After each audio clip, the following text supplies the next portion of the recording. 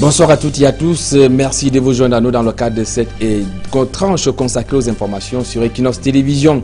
À la une, pleurs et lamentations ce jour à la morgue de l'hôpital général de Yaoundé où Françoise Foning a entamé son dernier voyage. Une bonne brochette de personnalités au premier rang desquelles le Premier ministre sont venus rendre un dernier hommage à la défunte mère de Douala 5e. Un hommage qui s'est poursuivi avec cet accueil héroïque que les populations de la capitale économique ont réservé à la dépouille de Françoise Foning. Dans ce journal, nous reviendrons sur la trajectoire jonchée de laurier de cette femme exceptionnelle, femme chef d'entreprise, femme politique qu'aura été Françoise Foning. Et à l'étranger, la Tunisie frappée par une onde de choc. 19 personnes, dont 17 touristes, ont trouvé la mort ce jour à Tunis au cours d'une attaque à main armée au musée de Bardo. Une attaque qui reste jusqu'à présent n'a pas toujours été revendiquée. Et dans la deuxième partie de ce journal, nous reviendrons sur cet appel au devoir patriotique et à la responsabilité que le Conseil national de la communication vient de lancer à l'endroit des promoteurs et professionnels des médias au Cameroun. A tout de suite.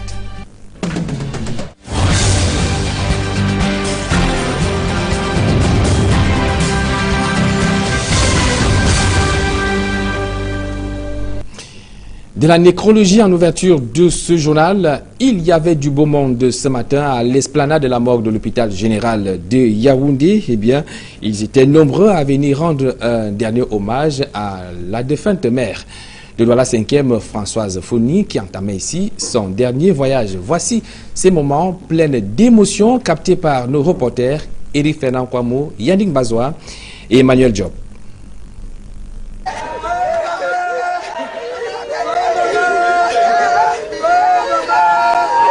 Avec Françoise Foning, elle chantait les louanges du RDPC. Ce matin, ce sont des pleurs à l'esplanade de l'hôpital général de Yaoundé. Pointe à l'horizon l'image qu'il ne fallait pas.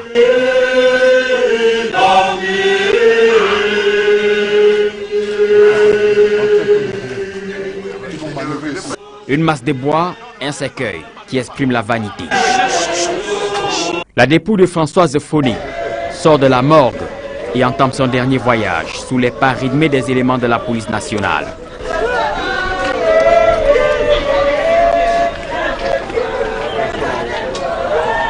Françoise Foning jouit des obsèques officielles. Symbole, le drapeau national recouvre le cercueil, à l'instar des soldats tombés au front à Kolofata. Cette reconnaissance de la patrie décrétée par Paul Biya passe et le cortège se dirige vers la cathédrale Notre-Dame de Victoire, au cœur de la capitale. Dans la masse, une foule hétérogène, constituée du patron du RDPC, des membres du gouvernement, y compris ceux qu'on n'avait pas vus depuis les 2 scandales qui ont secoué le sommet de l'État. On reconnaît dans la foule les femmes chefs d'entreprise, autorités traditionnelles, maires, etc. Au niveau du GFAC, ce sera un grand vide, mais elle nous a formés. Je pense que nous serons à la hauteur de relever le défi. En voyant comment nous lui prouvons notre amour, je suis sûre que où elle est, Dieu va lui dire que je te prends avec moi parce que regarde, tes frères, tes sœurs, ta nation te dit qu'on t'aime. Je vais lui dire, mamie va en paix, tu viendras me chercher. Excusez-moi. Elle avait ces mots. Et ces mots qui lui appartenaient à elle toute seule. Donc elle a qualifié le dernier bureau national des maires du Cameroun de calibre 12 de la décentralisation. Et elle le disait avec beaucoup d'affection. Elle nous manquera beaucoup. Monseigneur Jean Barga saisit là-bas le bon et le rappelle. Tout est vanité. L'espoir de revoir Françoise Foning s'envole alors éternellement. On s'en convainc, la mort a effectivement frappé le cœur du RDPC. Eh bien, Françoise Foning, accueillie en héros à Douala, une foule nombreuse était massée le long des rues pour saluer le passage de la dépouille de la défunte mère de Douala 5e. Seuls les militants du RDPC, son parti politique, étaient reconnaissables par leur uniforme. Le reportage de Warren Zede, et à exceller. Des militants et militantes du RDPC et une foule de curieux massés le long du carrefour Yassa, à l'entrée est de la ville de Douala, chantent et acclament l'arrivée du cortège funèbre.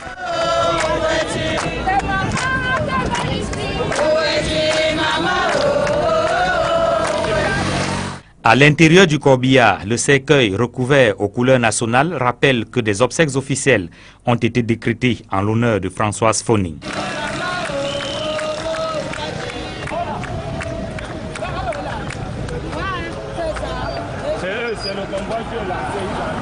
Et lorsque le cortège s'ébranle en direction de la maison du parti à Bonanjo, la foule de plus en plus nombreuse gagne les rues. La situation devient difficile à maîtriser au point où, au passage à niveau au quartier Lokbaba, le cortège est obligé de marquer un temps d'arrêt.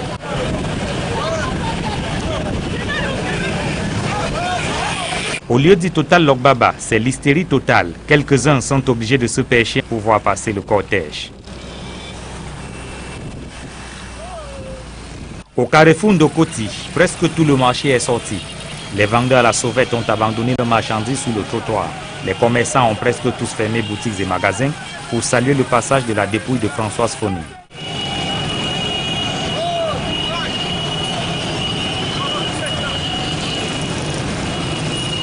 Mais comme tout ne peut pas aller comme sur des roulettes, un télescopage entre conducteurs de moto-taxi ralentit la marche du cortège sur l'axe qui mène à l'aéroport international de Douala.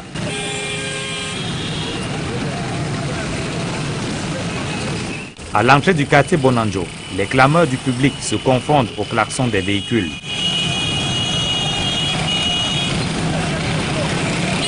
Et lorsque le cortège arrive à la maison du parti, c'est un dispositif des grands jours qui attend la dépouille de l'ex-maire de Douala 5e.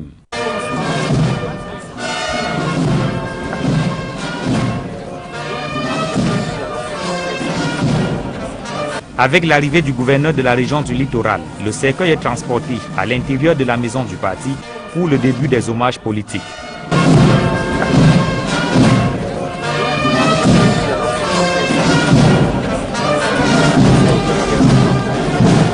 Une seule gerbe de fleurs est perçue jusqu'ici, celle du couple présidentiel.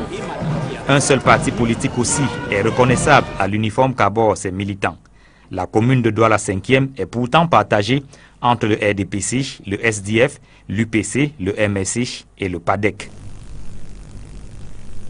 Eh bien, comme vous pouvez le voir à travers ces images, de nombreuses personnalités se sont rendues du côté de la maison du parti du RDPC de Bonanjo, rendent un hommage mérité à l'ex-maire de Douala 5e, elle que l'on présente comme un exemple du militantisme. Je propose ces différents témoignages recueillis à la maison du parti de Bonanjo par notre reporter.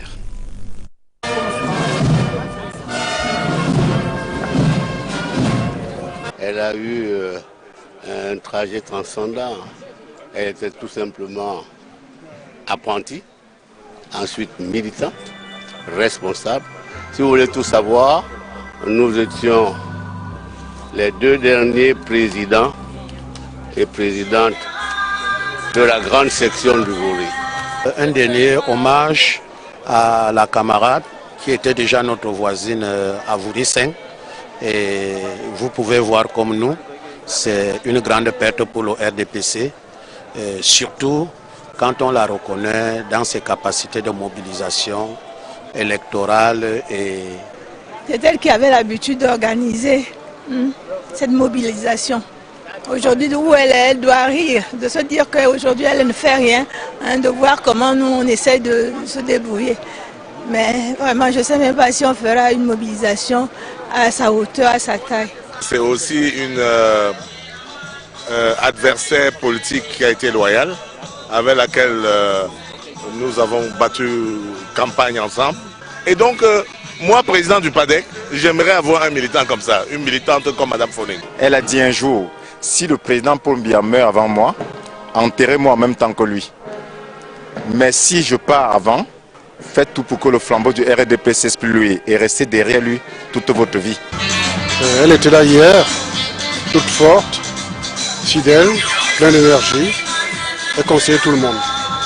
Aujourd'hui, c'est le vide. Et je souhaite que chacun de nous retienne Madame Foni, la force de fidélité.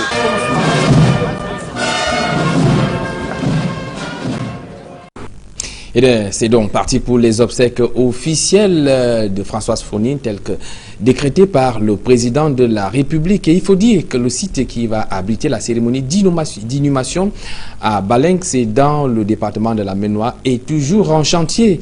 Et le gouverneur de la région de l'Ouest, Cameroun, Awa Fonkazo, est d'ailleurs descendu sur ce site pour essayer de booster les travaux. C'est dans ce reportage de Leclerc Takem et Flavien Valondongo.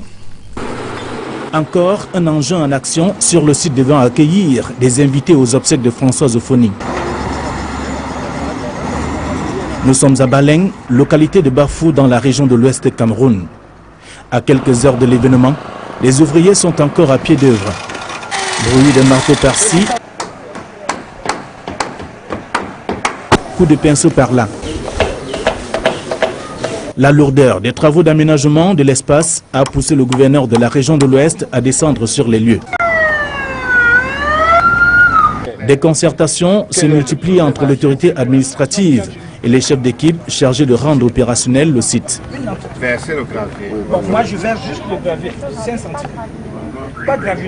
Un groupe électrogène pour alimenter l'espace en cas de coupure de l'énergie électrique est désormais disponible, suivi de l'implantation des poteaux. Nous sommes là, il y a 4 entreprises qui sont là pour effectuer toutes ces tâches-là. Bon, notre tâche principalement, c'est de remplacer les poteaux pourris. L'axe qui mène à la chefferie est encore sous chantier. Les responsables des agences de voyage sont encore incertains sur le processus de déplacement des populations. Personne ne m'a encore vu pour savoir si je peux transporter des gens ou pas. J'attends encore, peut-être ils viendront ou pas, je ne sais pas, où ils ont continué ailleurs, je ne sais pas. Les travaux d'aménagement du site devant accueillir les obsèques de Françoise Fonine à Baleng sont presque inachevés. Pourtant, le corps de la mère de Douala 5e devrait arriver sur les lieux vendredi 21 mars 2015. Eh bien, la suite du journal à présent, on parle de ce récent article du journal Le Monde portant sur l'état de santé du président de la République et de son épouse remet sur la sellette la nature des relations qui existent entre Paul Biya et les médias occidentaux, des relations qui semblent être devenues aujourd'hui ce que certains appelleraient incestueuses. C'est du moins ce qui en ressort dans cette analyse de Guy Zogo. Entre la presse occidentale et Paul Biya, c'est en principe le grand amour. Depuis son accession au pouvoir en 1982, le chef de l'État n'a pas arrêté de se montrer plus enclin à collaborer avec les médias occidentaux plutôt qu'avec ceux de son pays. Et ses interventions sur les médias camerounais se comptent sur le bout du doigt. Une interview en 1984 avec Cameroun Tribune au plus fort de la crise entre lui et Amadou Ahidjo. Un entretien en 1991 avec Eric Tchindje de la CRTV.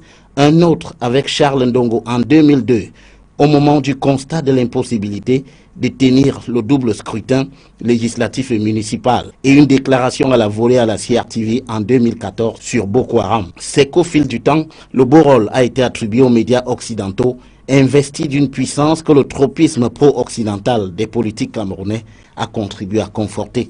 Ainsi, dès 1992, au cœur des années de braise, la préférence de Paul Biya pour la presse occidentale commence à se préciser. À la télévision, en décembre 2007, après un remaniement ministériel, Paul Biya s'ouvre à France 24 pour vanter les mérites de son équipe gouvernementale. Mais comme chacun peut l'imaginer, ces opérations de communication s'accompagnent d'un investissement financier conséquent dont l'avatar est d'établir en fait une relation faussée, sinon potentiellement faisandée, entre Paul Biya et ses prétendus spécialistes de l'Afrique. Et comme on le voit, le revirement du journal Le Monde, hier ami de Paul Biya, aujourd'hui peut porter à le soutenir après celui de Jeune Afrique, qui s'illustre par des attaques au vitriol contre le premier des Camerounais, montre la volatilité de cet amour. Comme l'argent ne peut pas tout, c'est peut-être l'occasion pour Paul Biya et les siens d'envisager de mettre un terme à la banalisation de la presse camerounaise et de la replacer simplement dans le champ politique national comme un partenaire fiable. Tout le monde y a gagné. Intéressons-nous à présent à cet appel au devoir patriotique, à la responsabilité que vient de lancer le Conseil national de la communication à l'endroit Bien évidemment, des hommes des médias, ces hommes des médias qui suggèrent au régime de Yaoundé d'apprendre à anticiper sur les événements afin d'éviter aux médias d'aller dans tous les sens, comme cela a été le cas lors de cette affaire de journal au Monde sur la santé du couple présidentiel. C'est dans ce reportage de Marcelin Ganson.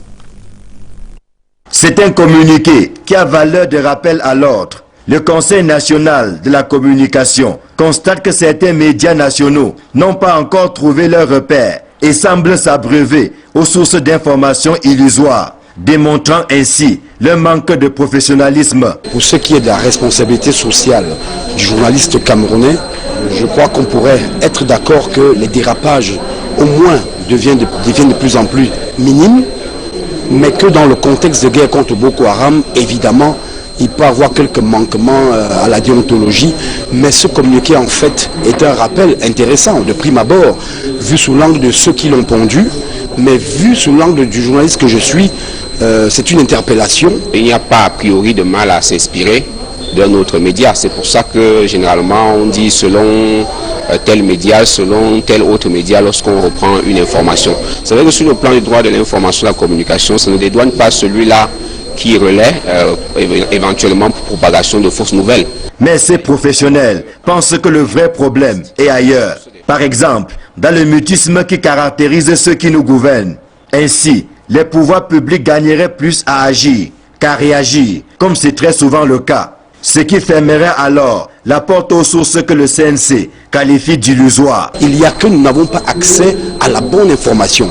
Parlons par exemple du bulletin de santé du chef de l'État. Nous savons que dans le contexte camerounais, cela est presque mystique et nous n'avons pas droit à ce type d'information, ce qui permettrait d'anticiper sur ce qui pourrait venir de l'extérieur. Parce que nous sommes là dans la logique de la réaction après coup, ce que j'estime n'est pas normal. S'appuyant sur le décret du 24 septembre 1992, rendant exécutoire le code de déontologie, le Conseil national de la communication rappelle qu'il est interdit aux journalistes de diffuser toute information de sources étrangères qui porte atteinte à l'intérêt national. Peter Essoka invite l'ensemble des promoteurs et des professionnels des médias à faire preuve de responsabilité dans la collecte et le traitement de l'information, particulièrement par ces temps de crise sécuritaire où les médias, dans une approche professionnelle combinant la liberté au devoir patriotique, doivent veiller à la protection des valeurs républicaines. Eh bien, j'annonce qu'un promoteur des médias, en l'occurrence Michel Moucho-Moussala, directeur de publication d'Europe+, va donc réagir dans la deuxième partie de ce journal sur cet appel lancé par le Conseil national de la communication. Encore une affaire de litige foncier qui aboutit à la destruction de plusieurs concessions dans la ville de Douala. Cette fois-ci, les événements se déroulent au quartier PK17 dans l'arrondissement de Douala 3e. Plus de précisions avec nos reporters Warren Zede et Serge Alaoutou. Nkenken Pierre a vu le ciel lui tomber sur la tête ce mardi 16 mars. À travers les gravats, il revoit seul son habitation bâtie en 2007. Il revient sur un conflit vieux de 6 ans. J'ai commencé le chantier en 2007, je suis entré dans la maison en 2008, juin 2008. À mi-année 2009, il y a un certain Kéou Kameni et Kale venant de Logbessou qui viennent nous notifier qu'ils ont les titres fonciers sur cet endroit. Pendant ce temps, on savait déjà que l'endroit était immatriculé par M. Penka Michel, mais on ne pouvait pas prétendre au morcellement parce que le titre était hypothéqué. Donc on se retrouve donc avec 2 titres fonciers, immatriculation directe sur le même terrain. On a engagé les procédures comme on pouvait depuis 2009 jusqu'à cette date. Dame Ebolé et Calais et sur Kéou Kameni-Paul sont donc passés à l'acte, réduisant à néant les efforts d'une trentaine de familles installées à Sinaké, point kilométrique 17. Pour Nkenken Pierre, ancien employé de Camer, il était hors de question de s'aligner. Pour lui, le document qui fait de Dame Ebolé et Calais et Kéou Kameni-Paul, les propriétaires de l'espace querellé, est un faux. C'est un titre foncier qui a été fait clandestinement dans les bureaux. L'expertise cadastrale, qu'on avait fait venir ici, a prouvé qu'il y avait une superposition de titres fonciers. Ce qui, logiquement, ne répond plus à rien. Donc je ne pouvais pas m'allier à eux. J'ai plutôt engagé les procédures juridique pour m'opposer à leur titre foncier. Donc j'ai un recours actuellement pendant à la Cour suprême, la Chambre administrative, demandant l'annulation de ce titre foncier. Plus loin, c'est une autre victime qui crie son désarroi. Je me suis conçu, voilà que ce matin on est venu enlever, me voilà avec mes petits-fils dehors. Ma petite fille qui est rentrée de l'école, elle ne connaît pas ce qu'elle va, là où elle va même se déshabiller, elle va se changer. Les tractopelles loués pour la circonstance, fortement encadrés par des gendarmes et ces personnes communément appelées gros bras, ont fait le boulot à Sinaké, point kilométrique 17. Après la casse, retour à la case départ. Je n'étais plus en location, donc même dans mon budget, je n'avais plus un budget de location. Bon, vous voyez comment nous les salariés, nous vivons avec les crédits et ainsi de suite. Voilà, ma femme, quand on appelle pour aller voir une maison en location, je lui dis de rester d'abord parce que je ne sais pas encore par où je vais commencer. On savait juste qu'on a la ration, on a de quoi payer l'électricité, on n'a pas de problème. Bon, maintenant, tout est à recommencer. Un autre litige foncier à Douala. On a fini par s'y habituer. À l'étranger, en Tunisie, 19 morts, dont 17 touristes et 2 assaillants, sur le bilan de la prise d'otage dans le musée du Bardo à Tunis. Le pays est sous le choc, l'attaque n'a toujours pas été revendiquée. Je vous propose de revenir sur le film de cette fusillade avec nos confrères de France 24. Scène de panique au musée du Bardo. Des dizaines de touristes sont évacués par les forces de sécurité, des visiteurs sous le choc. En fin de matinée, une fusillade éclate aux abords du musée. Un bus de touristes est visé par des tirs. Très vite, les unités antiterroristes encerclent la zone. Le ministère tunisien de l'Intérieur parle d'au moins 2 assaillants munis de Kalachnikov. Les terroristes se seraient retranchés dans le musée, un bâtiment situé à quelques mètres seulement du Parlement tunisien, en pleine audition des forces armées sur la loi antiterroriste. Dans le musée du Bardo, plus d'une centaine de visiteurs sont retenus en otage. En cette période de vacances scolaires, des enfants accompagnés de leurs parents se trouvaient à l'intérieur. Les unités antiterroristes investissent les lieux. Les blessés sont rapidement évacués vers les hôpitaux. Les 2 assaillants ont quant à eux été tués au moment de l'assaut.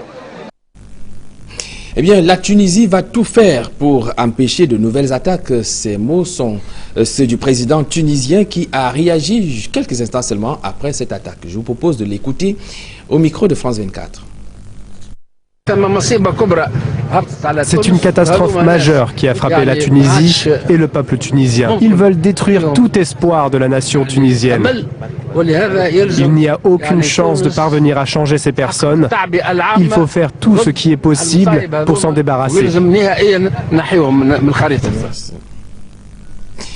Cette information à caractère publicitaire, 25 520 bouteilles de gaz par mois, c'est le défi qu'entend relever le centre emplisseur de Bertoua, inauguré par le ministre camerounais en charge du commerce. Ce dispositif technique de stockage et de désenfilage des bouteilles de gaz aura coûté la somme de 7,9 milliards de francs CFA. Reportage.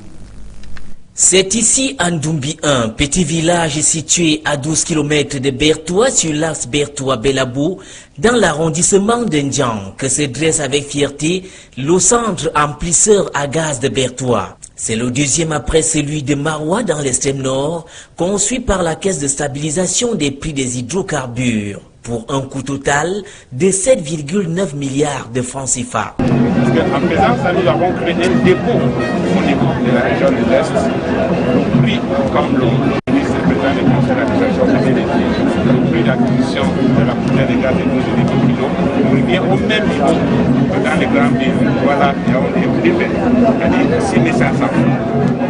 Ce centre viendra faciliter l'accès des populations au gaz, ce d'autant que le marché du gaz à l'Est n'est pas négligeable. En amenant le gaz domestique auprès des populations, ce phénomène va se trouver limité et donc la préservation de l'emploi qui n'est pas de l'environnement, qui n'est pas un vrai mot.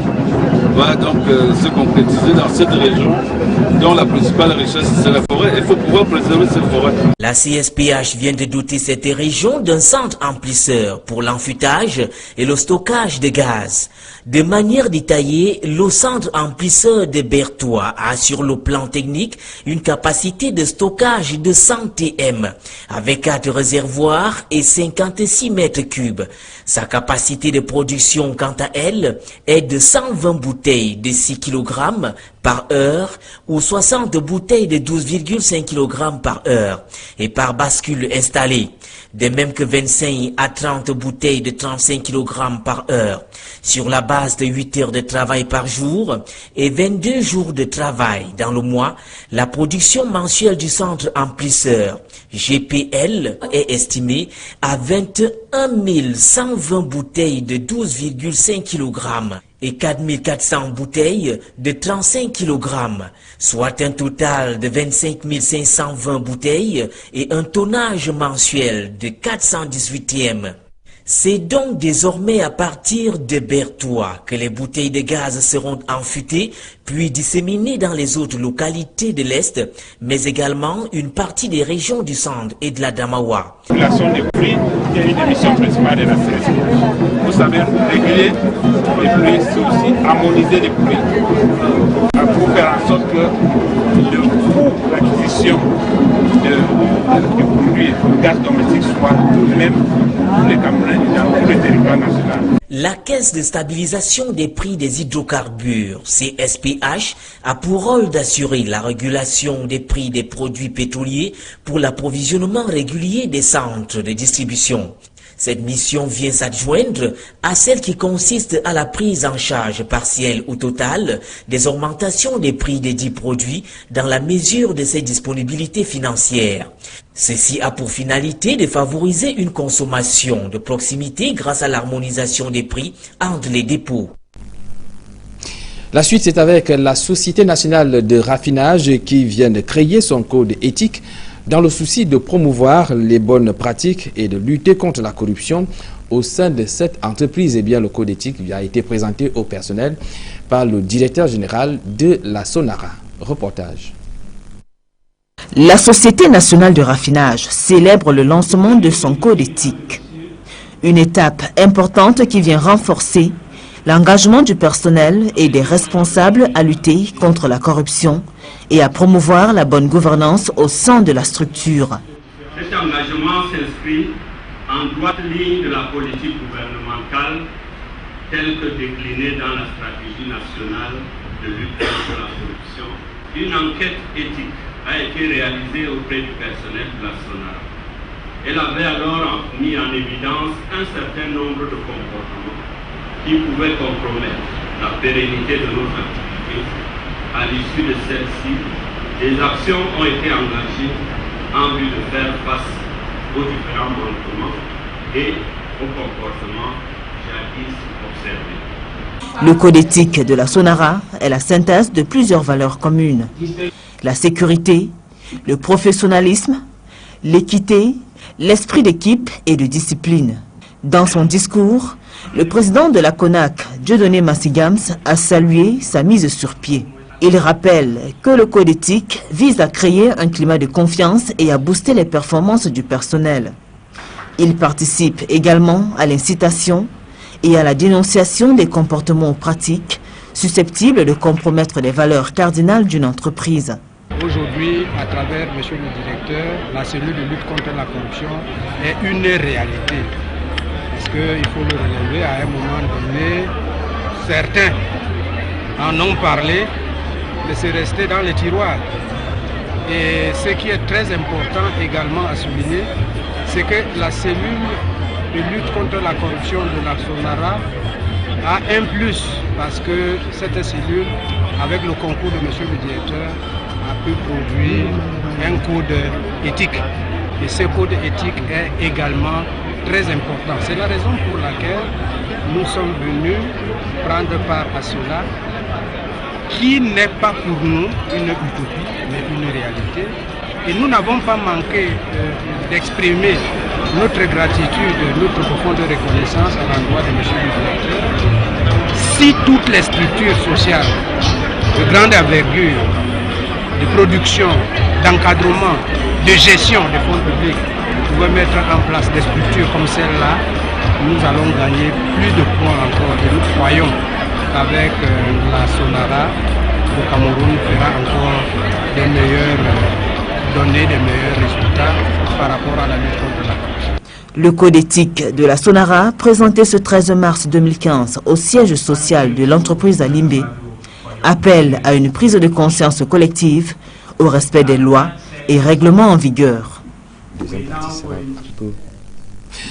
Voilà, je vous invite à présent dans quelques poussières de secondes à vous joindre à nous pour revenir sur cet appel lancé par le Conseil national de la communication à l'endroit des promoteurs et professionnels des médias au Cameroun. A tout de suite.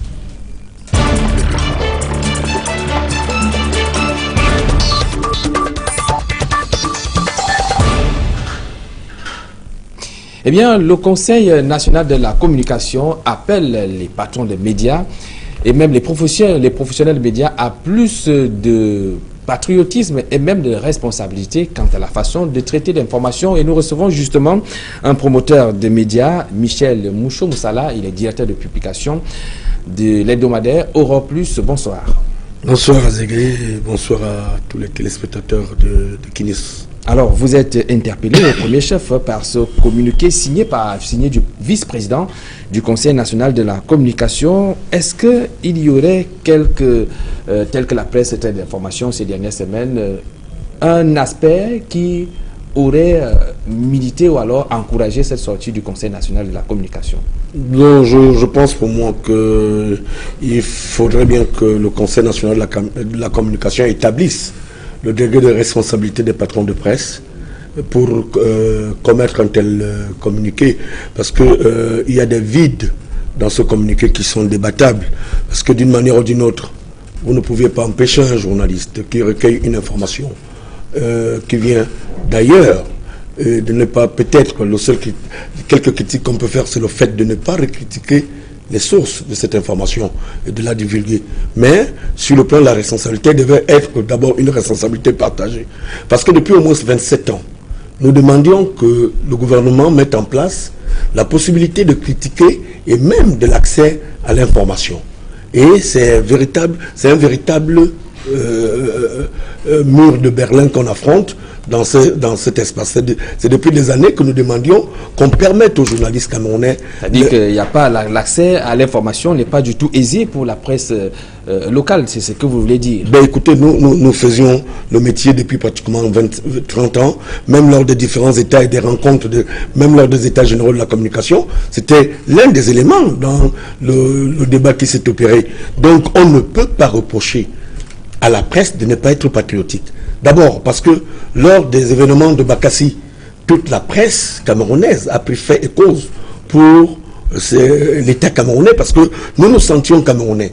Et les événements qui aujourd'hui qui sont appelés comme une espèce de, en fait, qui sont qualifiés de guerre et qui se passent dans la partie septentrionale du pays. Je crois que unanimement, les Camerounais voient comment la presse camerounaise traite cette information. Et même au-delà, il faut que les gens cherchent. La réalité, c'est que dans cette affaire, qu'on ne voie pas là où l'homme a buté, là où l'homme est tombé, qu'on cherche là où l'homme a cogné le pied. Parce qu'en réalité, le climat d'animosité qui existe entre la presse camerounaise et les autorités camerounaises ne date pas d'aujourd'hui. Alors, si vous permettez, Michel Moucho-Moussala, je vais vous lire juste un extrait des reproches que l'on note dans ce communiqué du vice-président du Conseil national de la communication, qui dit par exemple qu'il y a la récurrence de certains titres de journaux qui s'appuyant sur des allégations issues de certains médias étrangers, accusent des citoyens et calomnient, publient sans vérification ces informations. Ça signifie que vous vous sentez quelque part interpellé. On dit clairement là que ces médias, vous recoupez aveuglement ce que vous lisez des médias occidentaux sans toutefois vérifier à la source. Mais monsieur Azégué, qu'est-ce qu'on a dit de contraire dans le communiqué quand vous le lisiez? Moi j'ai eu ce communiqué, j'étais à Yaoundé hier, j'ai pu obtenir ce communiqué. Qu'est-ce qui est dit de contraire? On n'a pas apporté des éléments de réponse dans ce que le monde a dit. Alors vous ne vous reconnaissez pas? Ah ça je ne me reconnais pas, parce qu'en réalité, qu'est-ce qu'on reproche à la presse? On nous reproche d'avoir repris un article paru dans des sites internet du journal Le Monde. dans le site internet du journal Le Monde et que nous ayons mis en exploitation et qu'on nous aurait peut-être conseillé. Mais en retour, j'attendais à ce que le ministre de la Communication, qui a fait une sortie avant le Conseil national de la communication, donne des éléments de réponse tels que quelle est la situation sanitaire du couple présidentiel, la situation de l'image parue. En fait, de l'image, il a dit que c'était de la piraterie. Bon, quelques temps après, on a constaté que quelques autres photos se sont ajoutées au site de la présidence de la République. Mais quelle est la faute du patron de presse qui s'en tient à l'élément fondamental de ce qu'il récupère? Oui, on peut dire que nous devions développer la sagesse. La sagesse qui recommande quelque part que nous puissions, nous en retour, c'est pas à partir de l'image, nous en retour. Et vous reconnaissez quand même quelque part qu'il y a eu un peu de légèreté au niveau même de la critique de la source et des informations données dans le journal Le Monde, à ce qui concerne la presse locale. Moi, je ne juge pas le journal Le Monde. Ils ont leur source. Il nous est arrivé, et moi particulièrement dans les analyses qui m'est arrivé de faire, qu'avec le temps qu'on estime que les informations que j'ai fait paraître ont toutes les réalités. Mais le journal Le Monde a sorti une information. Et je ne partage pas l'avis du journal Le Monde, mais je dis quand même que c'est des journalistes à qui on nous a toujours demandé de faire référence. C'est vrai qu'on nous a toujours fait comprendre que le métier que nous menions, nous n'avions pas assez de substance intellectuelle. Alors, il n'y avait pas matière à ce qu'on puisse parler d'atteinte à l'intérêt national en relayant ces informations contenues dans le... Non, il n'y a pas d'atteinte à l'intérêt national. Non, en réalité, les Camerounais ne sont pas dupes. On sait faire la part de choses. Donc les lecteurs et ceux qui prennent connaissance de ces articles dans les sites savent faire la part de choses. En réalité, nous sommes, M. Biya est chef d'État depuis 32 ans. Mais nous avions vu, tout à l'heure, j'ai suivi un reportage dans votre journal qui faisait état de la rencontre qu'il a eue avec la presse nationale. Comment est-ce qu'on peut se mettre à stigmatiser la presse nationale aujourd'hui, pendant que pendant 30 ans de pouvoir, le chef de l'État n'a pas organisé une simple rencontre. Et vous le saviez bien, comme moi, que quand vous regardez, par exemple, pendant la présentation de vœux en fin d'année, on rencontre, monsieur, les gens comprennent pour des hommes de repère, la France, les chefs d'État rencontrent à 2, à trois moments la presse pour leur expliquer les problèmes graves de la nation, de la société. Quand il y a des carences économiques, quand la France veut se lancer dans une guerre, on rencontre la presse et la presse prend connaissance de ce qu'il faut dire. On ne peut pas nous demander de fertiliser notre intelligence à la place de ceux qui tiennent le pouvoir. D'accord. Michel Moucho-Moussala, directeur de publication d'Europe Plus, je suis désolé de vous interrompre dans votre lancée, mais je vais vous proposer qu'on suive ensemble ce document spécial réalisé par Equinox Télévision en ce qui concerne donc l'hommage et les obsèques de Françoise Fonning depuis Yaoundé jusqu'à Douala. Je vous permets donc de suivre ensemble ce document spécial Equinox Télévision sur les obsèques de Françoise Fonning.